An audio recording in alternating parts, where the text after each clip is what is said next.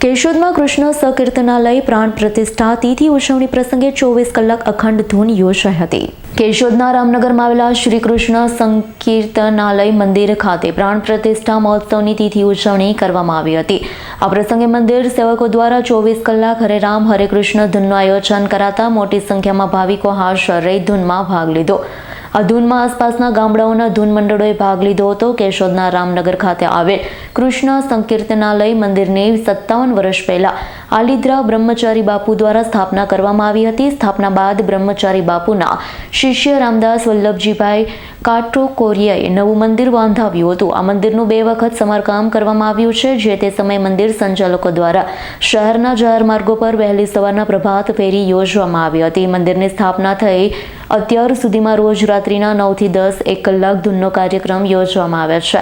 વર્ષ દરમિયાન એક વખત 24 કલાક રામધૂનનું આયોજન થાય છે। તેવી જ રીતે આ મંદિરને 57 વર્ષ પૂર્ણ થતા 24 કલાકની અખંડ રામધૂન યોજવામાં આવતા મોટી સંખ્યામાં સેવક ભાઈઓ બહેનો ભોજન પ્રસાદનો લાભ લીધો। હું શ્રી પંચાણભાઈ ગોકળભાઈ ફળદુ મૂળ ગામ આલિદ્રા, અત્યારે રહેવું કેશોદમાં છેલ્લા 40 વર્ષથી, અને આ મંદિરનું સંચાલન 7-8 વર્ષથી હું કરું છું।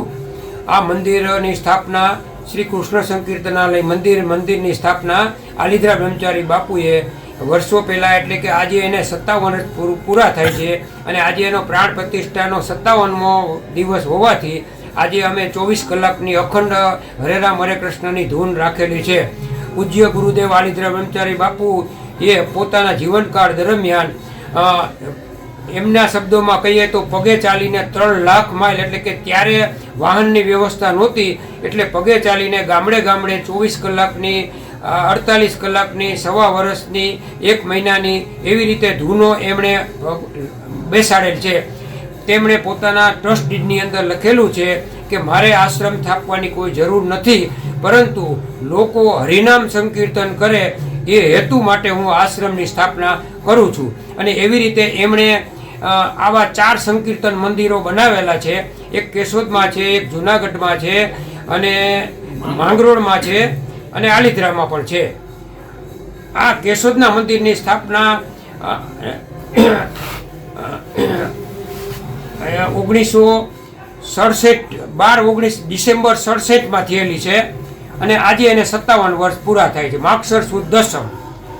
પછીમાં શરૂઆતમાં કેશુભાઈ મૈયારામ ભટ્ટ વર્ષો સુધી ધૂન એણે અખંડ ચાલુ રાખેલી છે, અને ત્યાર પછી જરાક પબ્લિક વધી અને ધીરે ધીરે પછી ગામના લોકો વધારે રસ લઈને ધૂન બોલવા માટે આવવા માંડ્યા છે।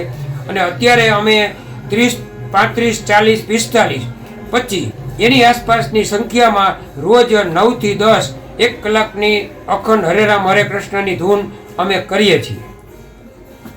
સંચાલનમાં બીજી કોઈ આવક નથી। મંદિરની પેટીમાં જે કંઈ આવે છે એ પેટીમાંથી અમારે ખર્ચ પેટે ફક્ત તબલા, હાર્મોનિયમ એ ખર્ચો, અને કોઈ ધૂન રાખીએ તો ધૂનનો સામાન્ય ખર્ચ નીકળે છે, અને એ અમે કાઢીએ છીએ।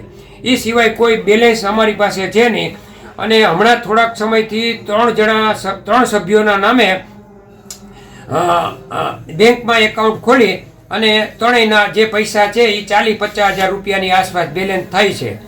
અને આ મંદિરના આલિદ્રા મંદિરના ટ્રસ્ટની નીચે જ આ મંદિર આવે છે, ને આલિદ્રા મંદિરના ટ્રસ્ટમાં કેશોદના જ હરદેવભાઈ કલ્યાણસિંહજી રાયજાદા આના મેનેજિંગ ટ્રસ્ટી છે, ને અમે 3 જણાની કમિટી એનું સંચાલન કરીએ છીએ।